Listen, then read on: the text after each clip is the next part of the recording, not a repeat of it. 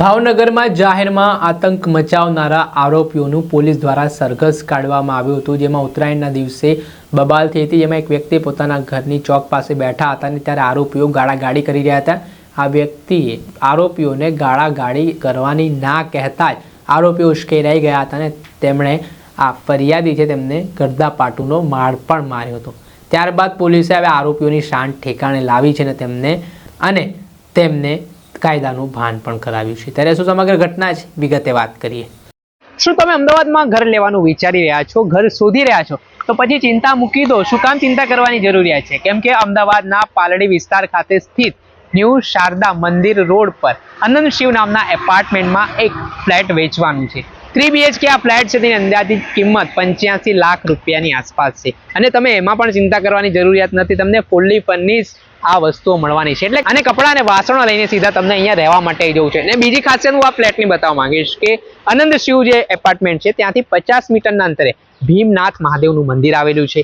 50 મીટરની અંતરે Shreyas metro station પણ આવેલું છે। એટલું જ નહીં, ભીમનાથ મહાદેવ મંદિરની બાજુમાં જૈન મંદિર પણ આવેલું છે, એટલે તમે ધાર્મિક રીતે પણ જોડાયેલા હો, સાથે તમને હરવા ફરવાના શોખીન હો તો ખૂબ જ સુવર્ણ તક માનવામાં આવી રહી છે। એટલું જ નહીં, આ જે ફ્લેટની ખાસિયત એવી છે કે આમાં તમને 3 BHK ફ્લેટ તો મળશે, સાથે સાથે 60 વાર એક જગ્યા પણ છે તે આપવામાં આવશે। આજે જ આ સ્ક્રીન ઉપર દેખાઈ રહેલા નંબર ઉપર સંપર્ક કરીને વધુ વિગતો મેળવો। નમસ્કાર દર્શક મિત્રો, સ્કાયનેટ મીડિયામાં આપનું સ્વાગત છે। હું છું ફૈઝાન। ભાવનગર શહેરમાં દિવસે ને દિવસે કાયદા અને વ્યવસ્થાની સ્થિતિ કથળતી દેખાઈ રહી છે। અવારનવાર હત્યાના બનાવો સામે આવી રહ્યા છે। અસામાજિક તત્વોનો આતંકના બનાવો બની રહ્યા છે અને તે વચ્ચે થોડાક દિવસ પહેલા એટલે કે ઉત્તરાયણના દિવસે જે એક ફરિયાદીને આરોપીઓ દ્વારા ઢોરમાર મારવામાં આવ્યો અને ફરિયાદીએ કહ્યું કે મારા ઘર પાસે તમે ગાળ ના આપો, તેને જ લઈને આખો વિવાદ વકર્યો હતો। આ ઘટનાની વાત એવી હતી કે ભાવનગર શહેરના ભરતનગર વિસ્તારમાં કાંચના મંદિર પાછળ અર્બનમાં રહેતા કૃપાલસિંહ યાદવ પોતાના ઘરના ચોક પાસે બેઠા હતા અને આ દરમિયાન વિરાજ પરમાર નામનો યુવાન છે તે ગાળાગાળી કર્યું હતું।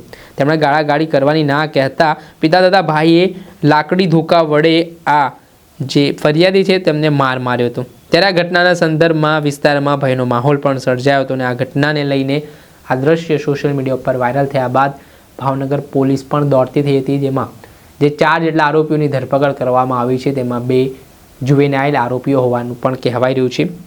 આ ઘટનામાં જે જગ્યાએ બનાવ સ્થળે આ લોકોએ આતંક મચાવ્યો આરોપીઓ દ્વારા, તે બનાવ સ્થળે પોલીસ દ્વારા આરોપીઓનું જાહેરમાં સરઘસ કાઢવામાં આવ્યું હતું અને તેમને કાયદાનું ભાન પણ કરાવવામાં આવ્યું છે। ત્યારે અવારનવાર આ પ્રકારના બનાવ મારામારીના સામે આવી રહ્યા છે અને જે રીતે પોલીસ જાહેરમાં સરઘસ કાઢી રહી છે, પરંતુ સવાલો અહીંયા ઉઠી રહ્યા છે, શું જાહેરમાં સરઘસ કાઢવાથી આ પ્રકારના બનાવ અટકશે? હાલ ગુજરાતભરમાં આ પ્રકારની સ્થિતિ છે કે સરઘસો તો કાઢવામાં આવી રહ્યા છે, પરંતુ જાણે કે અસામાજિક તત્વોના પેટનું પાણી ના હલતું હોય તેવી સ્થિતિનું નિર્માણ થયું છે। દર્શક મિત્રો, અત્યાર સુધીમાં બસ આટલું। આવા નવા વિડીયો સાથે આપણે માહિતગાર કરતા રહીશું, એટલે સ્કાયનેટ મીડિયાને આપ લાઇક કરી લો, સબસ્ક્રાઇબ કરી લો અને શેર કરવાનું ભૂલતા નહીં।